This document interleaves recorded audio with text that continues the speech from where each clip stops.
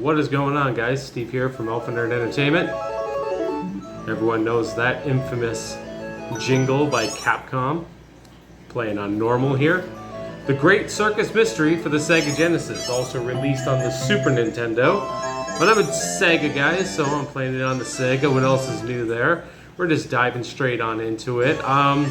For whatever reason, I have a huge love for Mickey Mouse games.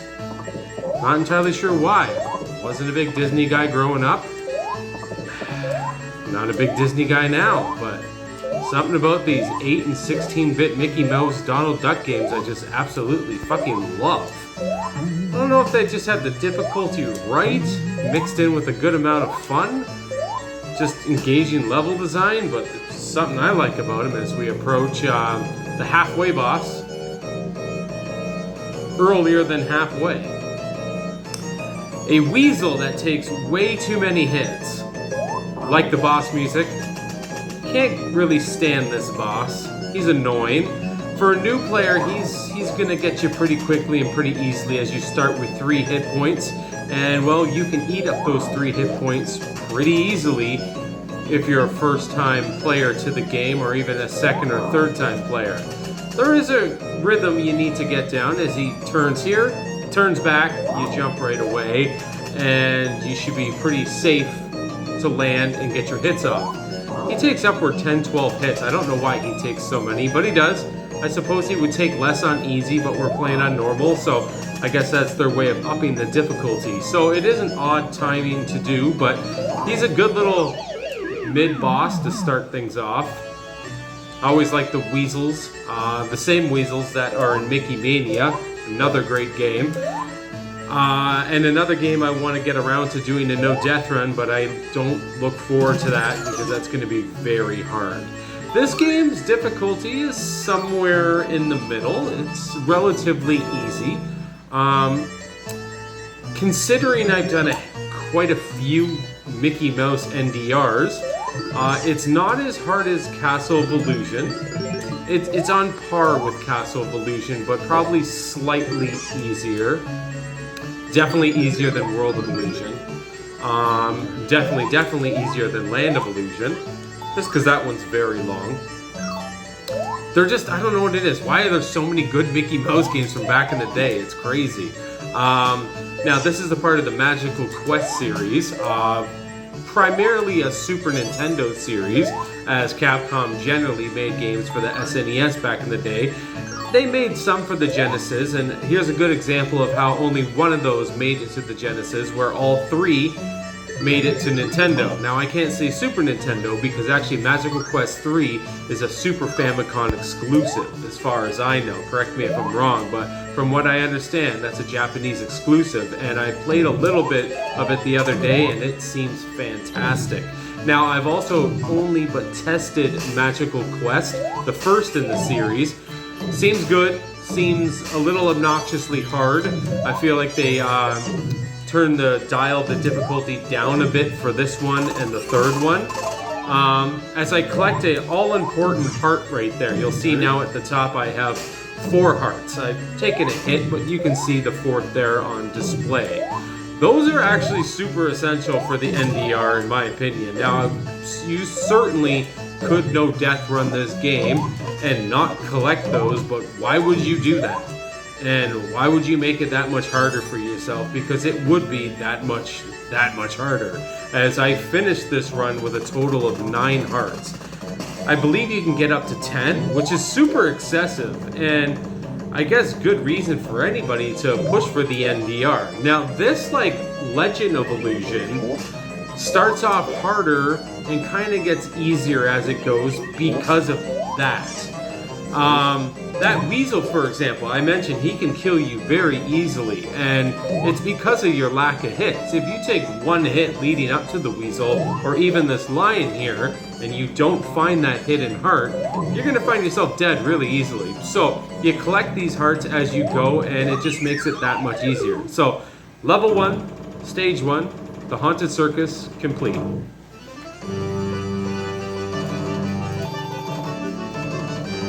This game's got super whimsical music, so let's just do the GamePro magazine review. and start here in the jungle. I like this little jingle of the jungle. Jingle in the Jungle should be the name of this song. Its music's fun, so let's just do the GamePro magazine review. I really like this game's music. It's really fun. It's really fitting. I'm gonna give it a 4.5 out of 5. Its boss music's also really good. There's no reason it doesn't deserve a 5 because it fits, you know, the game really, really well. I just suppose that it's nothing over the top awesome, and maybe not quite as good as the Land of Illusion's music, because this got some real twangy bass lines and kind of melodical beats in the darker areas of that game.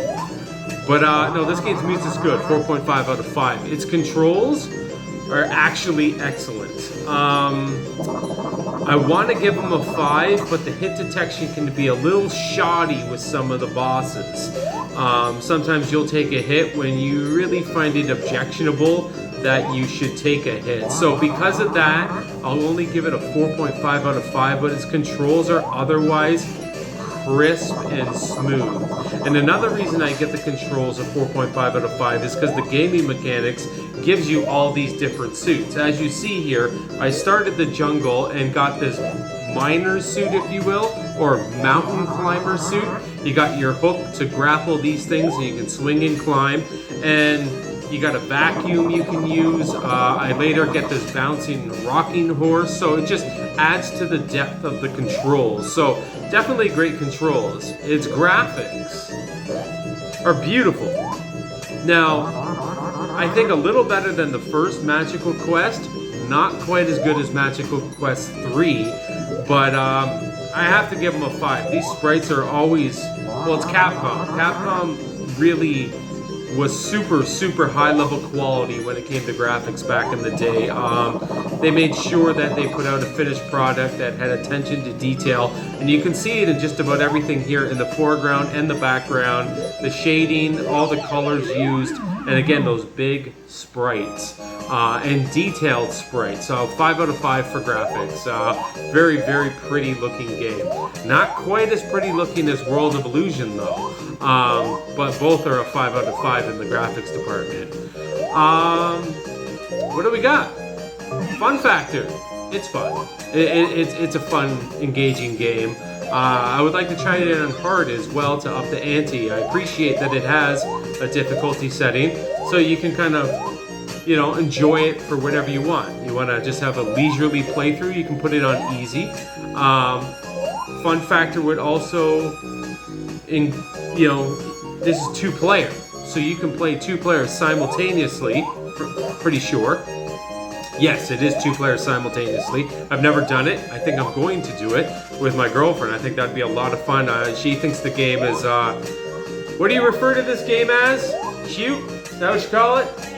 Yeah, she calls it a cute little game, and that's exactly what it is. It is a cute, engaging little game, and honestly, all the Mickey Mouse games that I played in NDR are exactly that. Or Donald Duck games like Quackshot, Deep Duck Trouble, and actually, because there's more Mickey than Donald Duck games, I'm going to play the Mystical Quest 3, and I'm going to play as Donald. That's another reason why I did World of Illusion with Donald, because there are, you know, significantly more Mickey than Donald games, and Lucky Dime Paper is another one of those outstanding Donald Duck games, but this one is a Mickey and Minnie game, which is really cool because outside of Mickey Mouse capades on the NES, you don't see the two of them together that often in many games.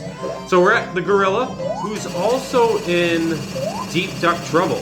He is, I swear, like, I almost feel like Disney told Capcom that they wanted a lot of the things that Sega did with their Mickey Mouse games, because I feel like maybe it was some of the success that those Sega games had, like Land of Illusion, Deep Duck Trouble, Castle of Illusion, World of Illusion, that Capcom borrowed some of those things Sega did. And it's just, yeah, it's a fun game. So what have I given it? Man, I haven't even tested the waters with multiplayer yet, too. Co-op, like World of Illusion, sounds like a really, really fun experience. I'm going to give it a 5 out of 5 because of that. Because as a solo experience, it's fantastic. I'd probably give it a 4.5 out of 5, but, you know, just further thinking that the game offers a co-op experience just adds that much more depth to the game and offers more option and more fun. So, yeah. Awesome stuff. Sound, 4.5. Controls, 4.5. Graphics, 5. And fun factor, 5. Pretty awesome game by Capcom all around. Again, I could say a tad easy as I play here on normal, deathless, and not that many turns. More than it should have been, but isn't that always the case? However, I did end up executing an NDR in a pretty clean manner that I'm satisfied with, so that's always good. This level, level 3, bit of a pain in the ass. This is where some hit deaths become the main thing that will get me anyways, as we use our new weapon, so to speak, the bouncing rocking horse, which also has like a gun. Definitely the best thing in the game. Of course, you're in like a spooky castle house. Haunted house, and I haven't even talked about that. Yes, the whole stage premise is like borrowed straight from Castle and World of Illusion. But yes, he'll pull up the little thing so he can change his outfit. It's like a stage setting. He's changing costume well on set because none of these things ever happen. They're live performances, like theater. That's what these Mickey Mouse games always are. Well, World of Illusion was anyways. I can't remember if Castle of Illusion was. I think that was a real adventure. But this one is another, like, you know, like theatrical performance. These guys in the mirror can come out and they're really annoying. So I actually found in this particular area to just slowly shimmy across the bottom. You'll avoid taking any damage. As we approach a spot that killed me and ruined a couple runs here. Just, you know, hit this, you know, the easiest insta-kill way to get you in just about any retro platformer. Annoying stuff. So, yeah, I think I once missed the jump there and failed. And twice here, actually. Touching the ceiling will automatically hurt you and send you down. So, gotta get your miner suit here. And carefully time these jumps and not jump too high. Jump too high, hit the spike ceiling, fall to your death really easily. So I slowly shimmy there with a small hop. It's actually quite easy, but it's even easier to fuck up. So yeah, so that's kind of a tough spot out of the way now. Now, again, I remember playing this game. I used to own this game. I foolishly sold it. I don't know why I did that. I foolishly sold a few games. Flintstones was another one, which I really regret, because that game's like $100 now, or more. Sometimes we make those mistakes selling games, and, well, I never sell anything anymore ever again, for the most part. But yeah, we're at an interesting little boss here. I like this one, actually. You do this one twice in the game. Kind of... You revisit this fight in the last level. You also revisit the weasel in the last level again, because that's an annoying, tedious, obnoxious little fight where he takes way too many hits, and they knew that, so they made sure to incorporate that again later in the game. Now, this was not intended as a speed run. I'll still submit it as a speed run because I like to participate to many leaderboards, even if I'm going to be dead last. And in this one in particular, I will be dead last by a pretty healthy margin. But again, I don't really care. I wasn't looking to, you know, make waves and rock the castle. What was it? Great Circus Mystery World. I wasn't looking to steal world records from anybody in this particular game. Just a simple no death is all I was looking for. Because yeah, I streamed this game back in 2021. I beat it originally actually at work at an old job in 2014 on a little handheld Genesis. I don't know the name of it. I still have it, but what a fantastic thing. I remember thinking how cool it was back then that I was literally on the job getting paid to play and beat retro games. I was working in an art store, and it was very slow in a mall, very slow. You'd have days where it was just very, very slow, and yeah, well, there was no, my boss didn't care. He had cameras, he could just see me sitting there gaming away. He didn't give a shit as long as I sold, and I did. But yeah, I remember I beat this game for the first time on that, basically like a Nomad, if you will, if you remember the Nomad, but, and I remember really liking it, and I had the cartridge then too. That's when I actually owned the cartridge, and then I streamed it a couple years ago on emulation, as I'm playing here on emulation. And I wanted to revisit it even just 2-3 years ago when I streamed it live, because I just sort of did a blind playthrough then. And I got through, died a bunch, used a couple continues for sure. But it's like, sometimes when you do that, you want to get back and really sink your teeth into the game, and because there is something engaging about mastering a game, even if it's at the lesser level of a no-death run. Like, I generally don't look to master games and speedrunning purposes. I'd have to really love it, like Sonic 2, for example. That's why, generally, when it comes to speedrunning, for me, it's about racing games, because that is the sole premise of what racing is all about. When it comes to platforming, I like to think the sole premise is to not die. Hence why I do find no-death runs that much more engaging, and not necessarily just rushing and taking your time. Like, none of this is really a race. Like, I obviously, everyone knows me as a speedrunner now, but when you think of a game like this, there is no urgency. There's no clock. There's no reason I need to, be pixel perfect through every jump in every section of the game. And yeah, sometimes taking your time is nice, and every no-death run is still going to be done and performed in a pretty sweet, speedy time. Faster than the majority of people would play the game for their first, second, third, fourth, or even fifth time. So yeah, slow in speedrun terms, but definitely done in great time for just your general playthrough. Easiest boss in the game right here. I almost died once, but I didn't.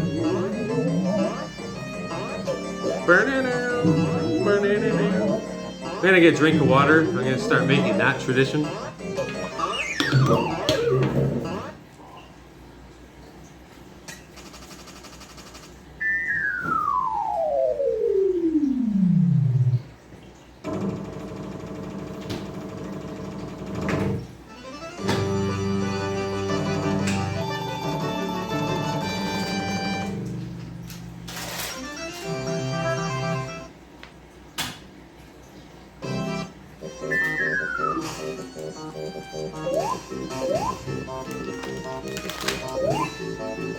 Okay, cool, and I'm back, and I'm sure you didn't care and aren't even watching.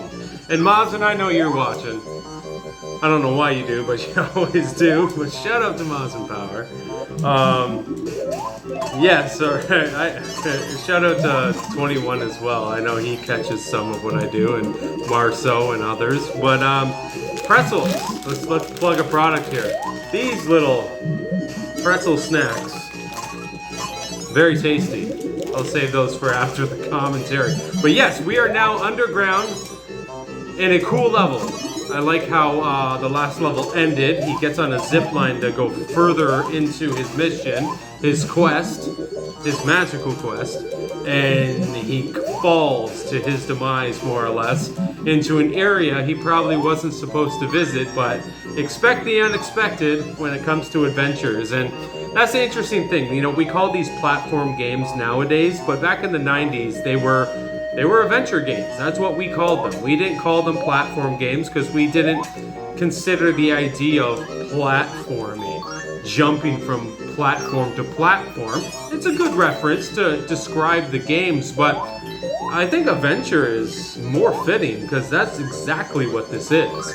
Whether it's Mario, Sonic, Crash Bandicoot, here in Magical Quest or in Castle of Illusion, you are on an adventure with a goal in mind. And that goal in mind is, as far as Mickey Mouse goes, is pretty much always to beat Pete. Yes, Pete the cat. Oh, I always thought he was a dog growing up. Yep, it's almost always Pete. Not always, but it's almost always Pete. In fact, I'm quite happy when it's not Pete because it's, well, 80% of the time it's just that big asshole Pete, who is great in Goof Troop. I'm sure everyone remembers Goof Troop from, you know, if you were born between 1978 and 87, I'm sure you know Goof Troop really well. So this guy's weak. This weasel doesn't seem to take near as many hits as the other weasel. He always hits me once or twice, but it doesn't matter. Like, look at my hearts. I'm up to 7 hearts. You know, so that's like, I wanted to know Death Run this game before I knew you could collect hearts. Because, yeah, when I streamed it live, like, both times I beat this game in the past, I didn't collect any fucking hidden hearts. If I did it by mistake, and I probably didn't even notice. And I probably used to continue, and then you would lose your heart. I think. I don't even know. Do like the music in this level. Like the theme, too, being underground with all the dinosaur bones. How amazing is it that there's a portion of the world that think dinosaurs are a myth and were made up? Why? Let's talk about that conspiracy as we reach a dinosaur boss.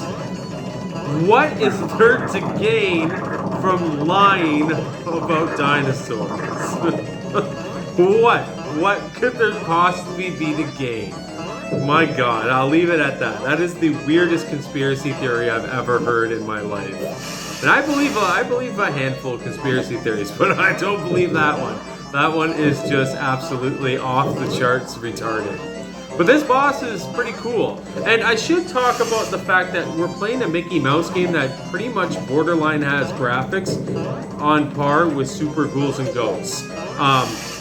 Well, because it's Capcom, and just the way the sprites are drawn and the large sprites, bright colors. And this reminds me of actually Ghouls and Ghosts for the Genesis. When you're underground on that worm where the maggots come out. Yeah, it's a similar shape. This dinosaur's body's kind of domed like that maggot turtle thing.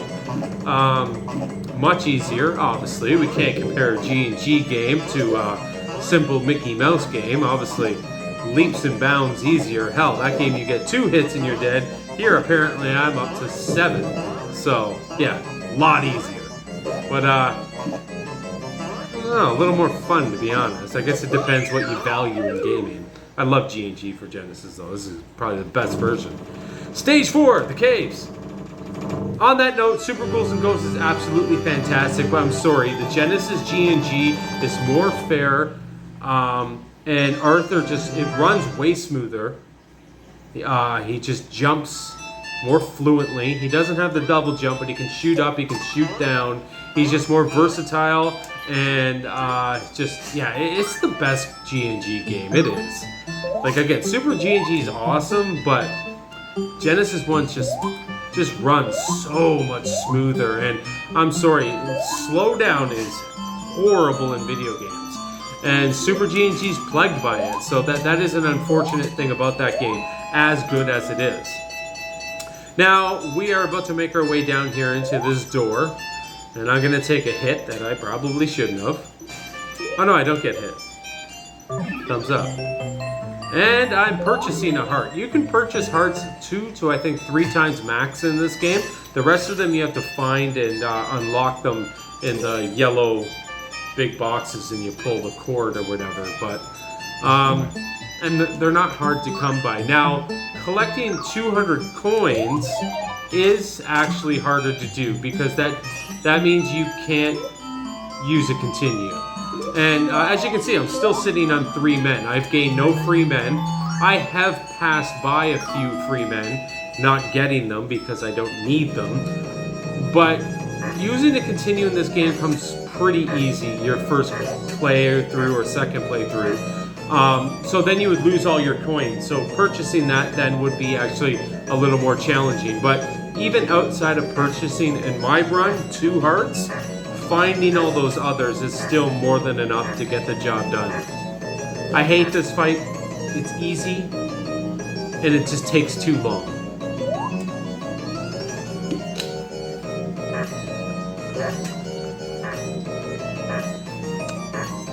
It takes so long, and it's so tedious and so annoying.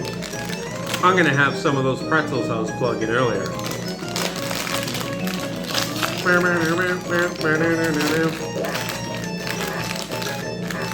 Hey, who likes the frame rate at the top of my videos now? I'm a true gamer now. Unless, of course, if I play on OG hardware, and then you can't see your frame rate.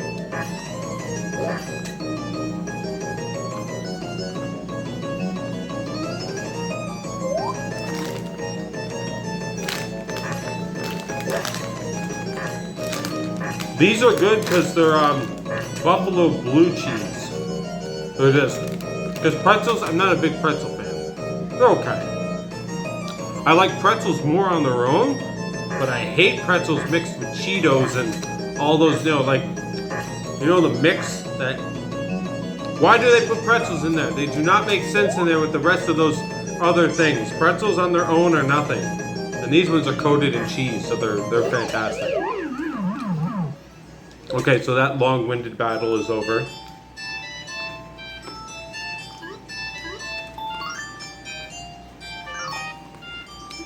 So, I do want to talk about the Mickey and Donald games. Fuck, there's a lot of them. So at this point, I know Death Ran, Land of Illusion, Castle of Illusion, World of Illusion, Legend of Illusion, Great Circus Mystery, Deep Duck Trouble, starring Donald Duck, Quackshot, starring Donald Duck. So that's 7. Grab it! Grab it! Apparently I'm just painfully annoyed that Mickey wouldn't grab that block. So I have Mickey Mania left to do. It's gonna be a hard one, but it's a good one. Really good one. I'm gonna have Magical Quest. That's gonna be really hard. Magical Quest 3 doesn't seem as hard, but still seems like it's gonna be a tedious time.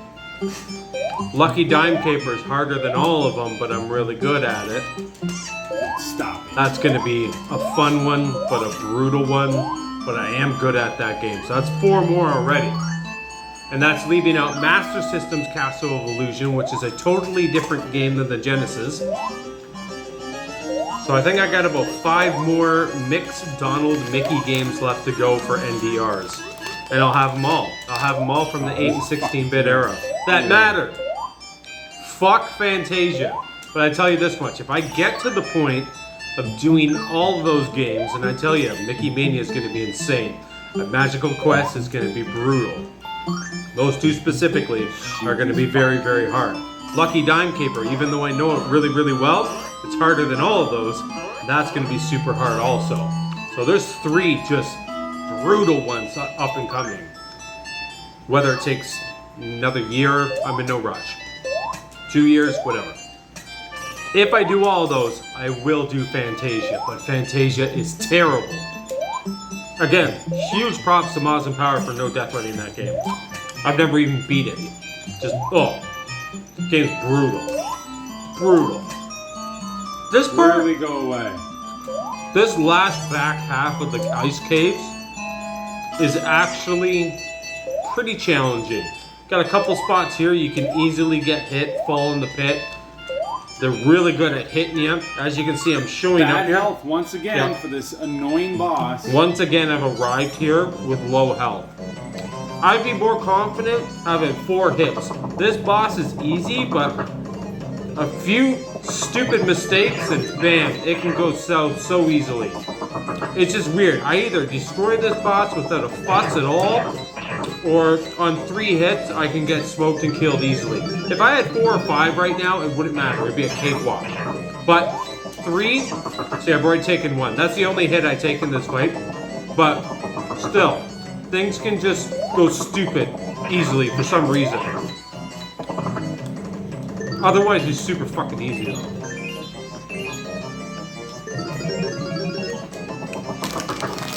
If you ever see these things for sale, no shit, get them. They're tasty as shit.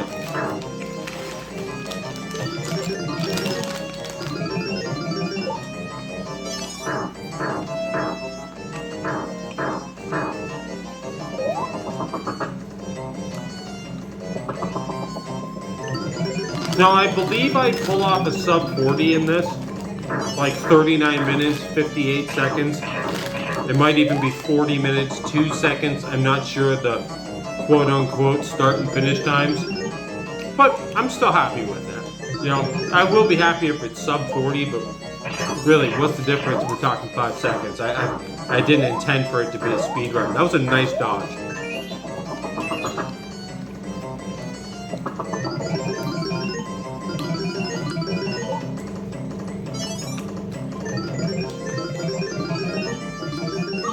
Oh, I didn't suck complete shit. Yeah, it was well played. Boss is easy, but it can also be really hard. Alright, stage 5. The Frozen Plains complete and done. Moving on to the final world, final level, final stage. Baron's Castle. Old Baron Von P.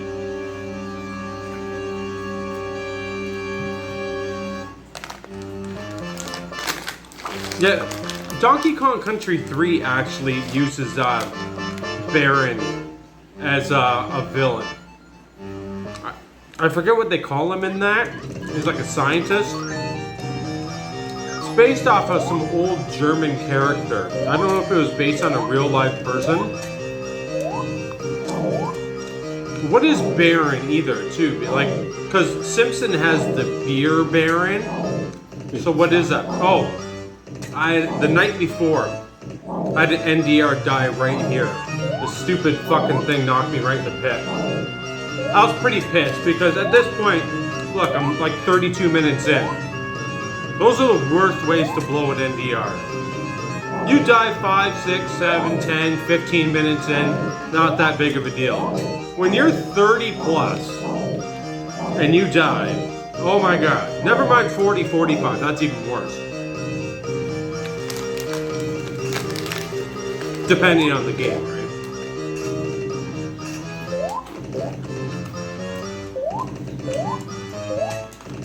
These things are delicious.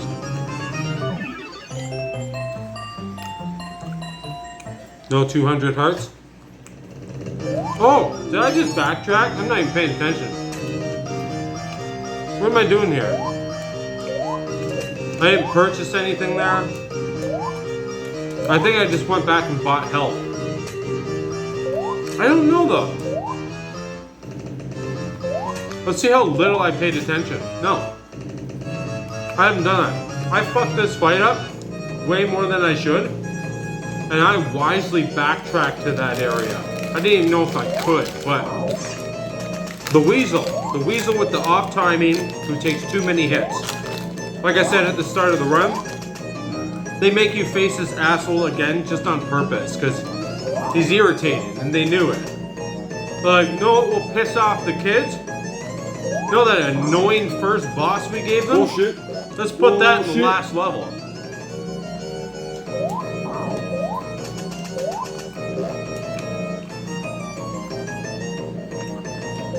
Dude, it's fucking bullshit. Fuck you.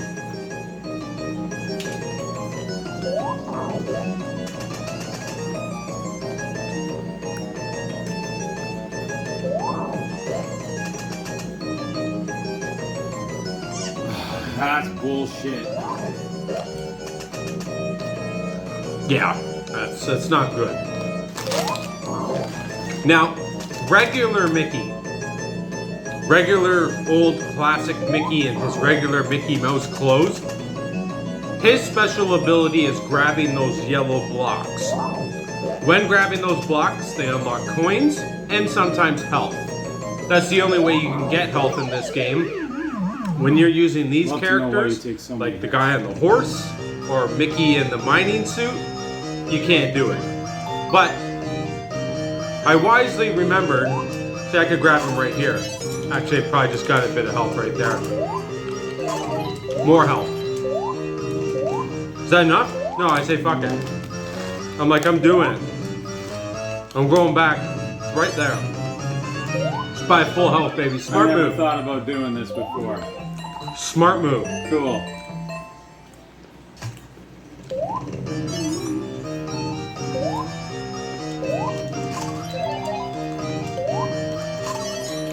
This guy follows me. I can't believe how long he follows me for.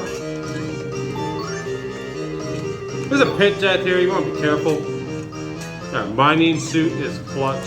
This guy's still following This me. guy's still hanging around? Go away, bro. What the fuck's wrong with you? So we just power through that. Take a couple bumps. No biggie. I actually do really well here. So another repeat boss.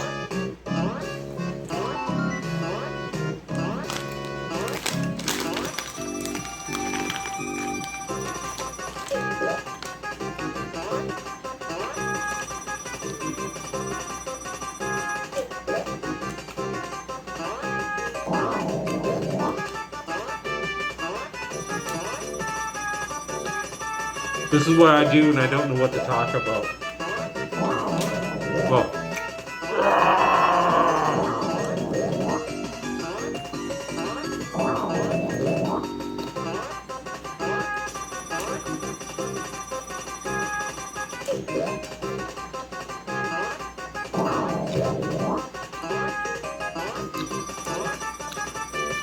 Oh, I think I don't think I'm taking a hit yet.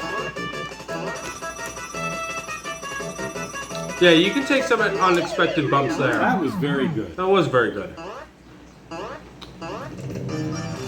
Alright, we're approaching the end now. And actually, one more heart. Right now I have 8 hearts. That's... If you can't do it with 8 hearts, then go home. I'm gonna get 9. Again though, you hit a pit death, none of those hearts matter.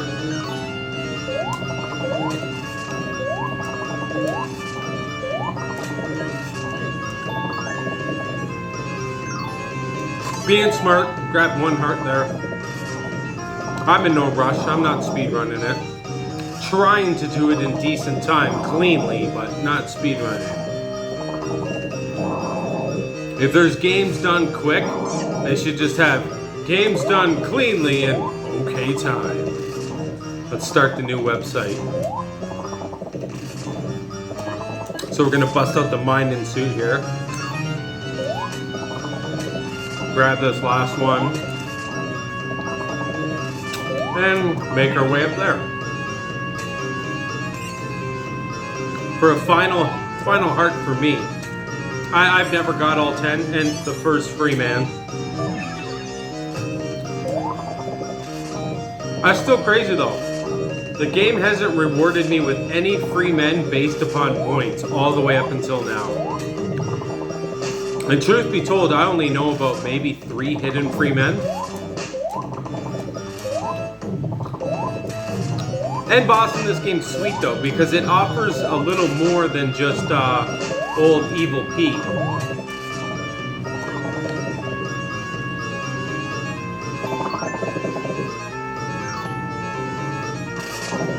Here we are. There he is, big Baron Pete.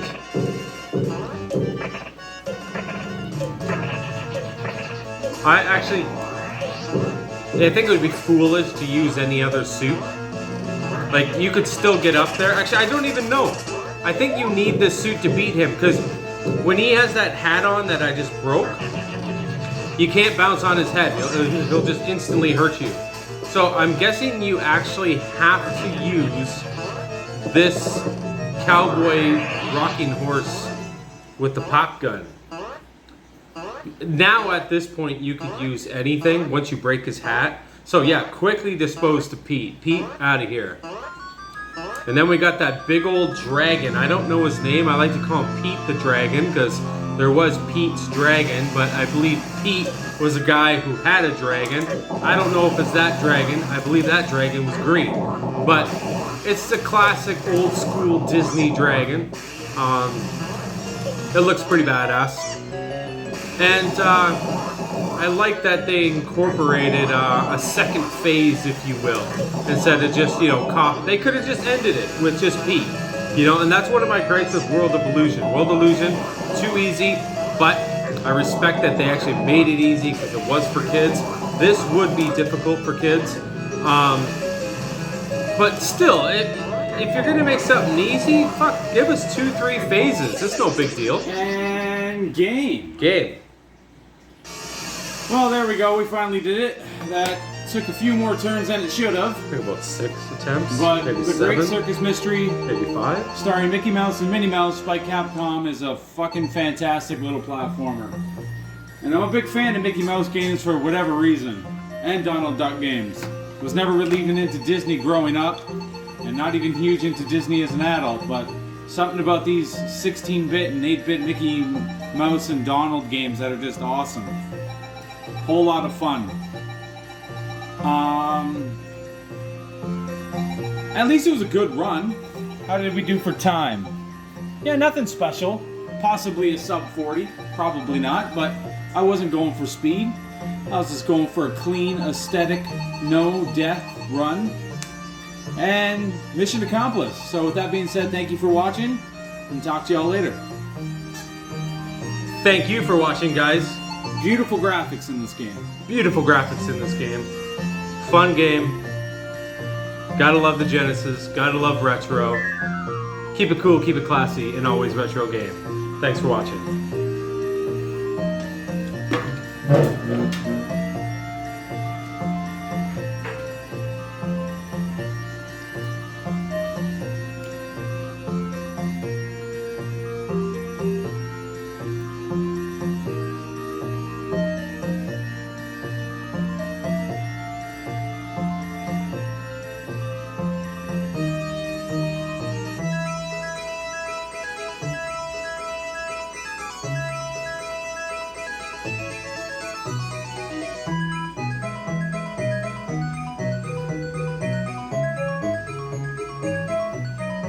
Okay, so at this point there's a pretty long-winded cutscene where credits roll and eventually it just says the end. So I doubt I will include all of that. So I'll probably just cut it right about here.